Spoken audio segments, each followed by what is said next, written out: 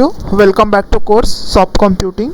Our today's topic of video is Introduction to Fuzzy C-mean Clustering Algorithm. So in the last video we discussed about the K-mean clustering algorithm and we understand it with the help of example. Now in the today's video we are going to discuss about Fuzzy C-means algorithm.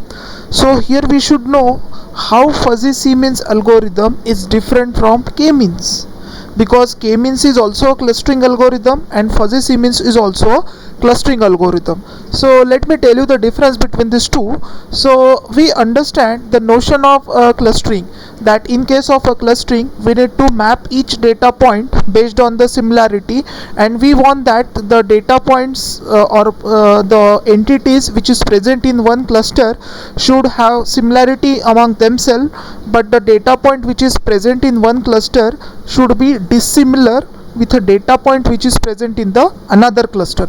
So this is what a basic notion of a clustering. In case of clustering we are trying to map the data point into cluster. Now this clustering is being partitioned into two types. One is a soft clustering and second one is a hard clustering. So what is hard clustering? Hard clustering means what?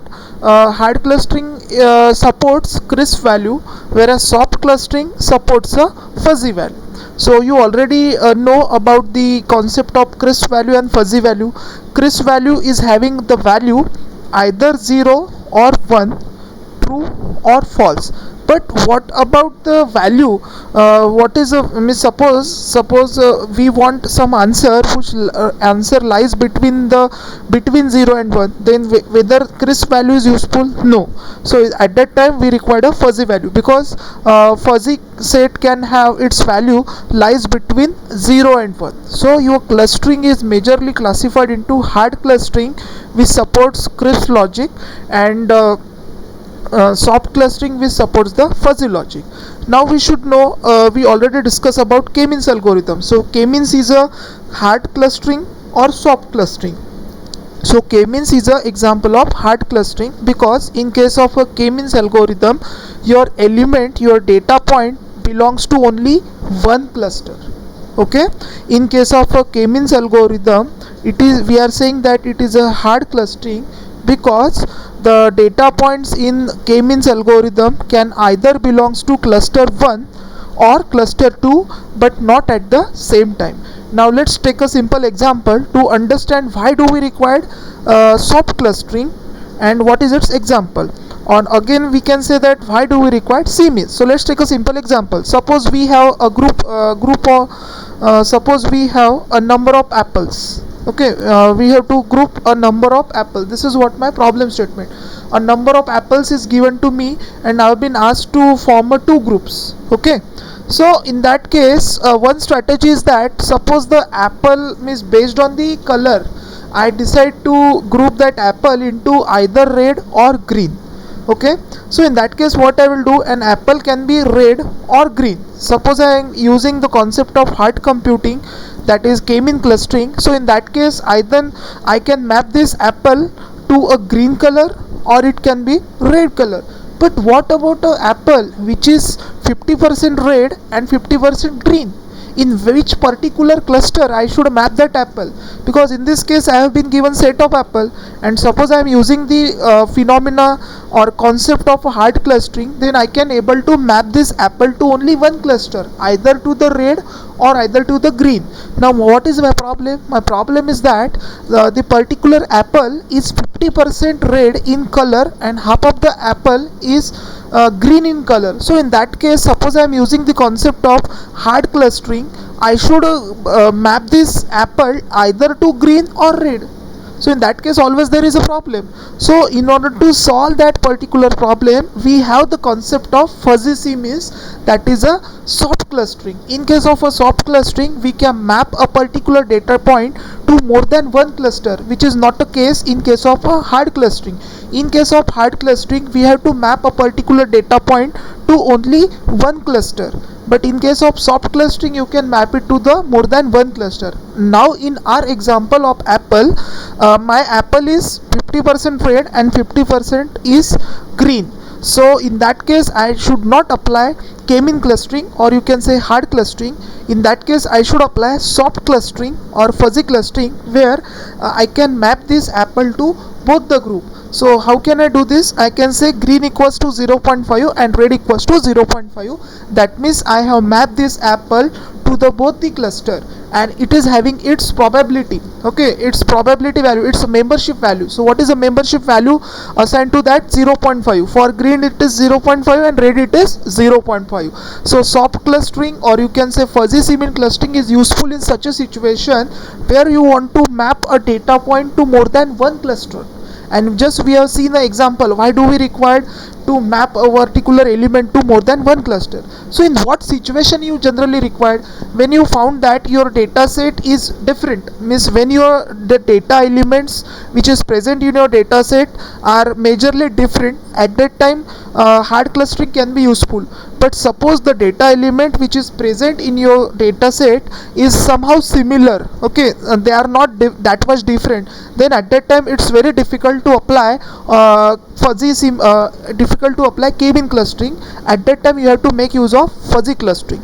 Now let's see the diagrammatic representation of this. Okay, a diagrammatic representation, we'll see the diagrammatic representation over here. So in this we'll see the diagram of this.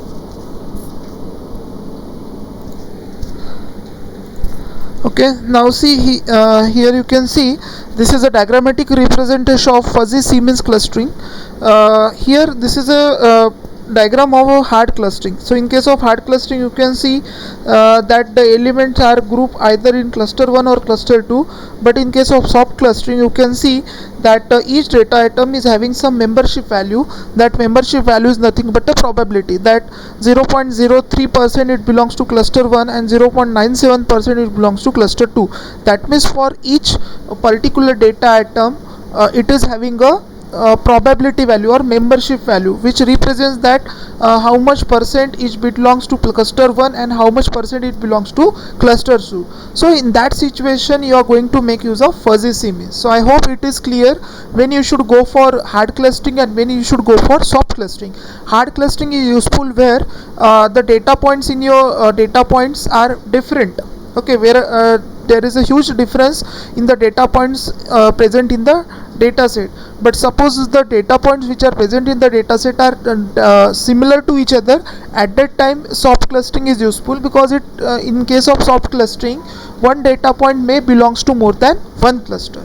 Okay, now let's discuss more thing about this fuzzy C-means. So we can say that what is fuzzy C-means? It's a method of clustering which allow one piece of data to belongs to two or more cluster. This is what a speciality of fuzzy C-mean as compared to the k-means algorithm. In k-means algorithm your data point either belongs to cluster 1 or cluster 2, but in case of C-means it can belongs to both the cluster.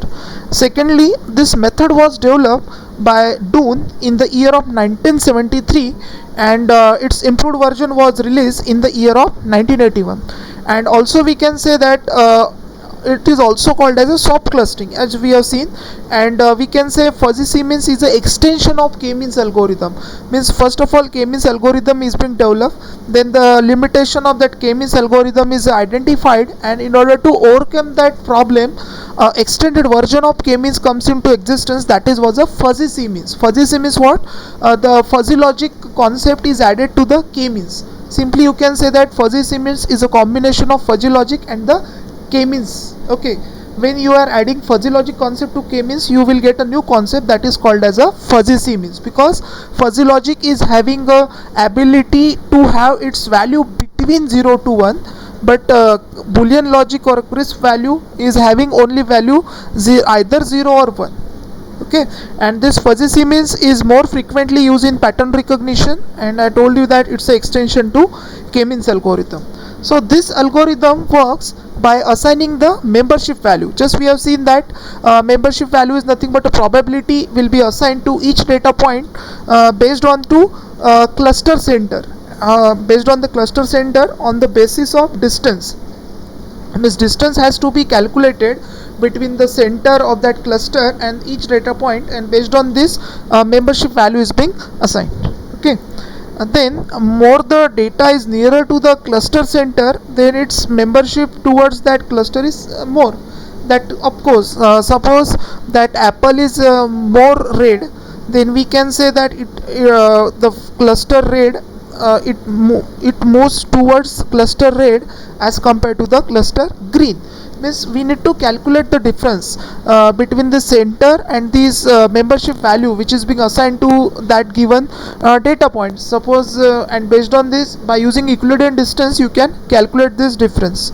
And finally we can say that this C-means clustering can be used for the purpose of pattern recognition. Okay, now let's discuss the fuzzy C-mean clustering algorithm in detail. Okay, so very first step is you have to initialize the data points into desired number of clusters. That is the step one. First of all, we try to understand algorithm, and then we'll take an example to understand it more in detail. So step one in fuzzy C-mean clustering, you have to initialize the data point into number of clusters randomly. Then next step, you have to find out the centroid by using this particular formula where m is the fuzziness parameter and xk is a data point. Then in step 3 you have to find out the distance of each point from the centroid as we have done in the K-means algorithm. In step 4 you have to update the membership value by using this particular formula, and finally you have to repeat the steps. Okay, finally you have to repeat the steps unless and until you will get the same value of a membership in last two step. Suppose we got the same kind of membership value in last two step, then we can stop. So this is again iterative algorithm.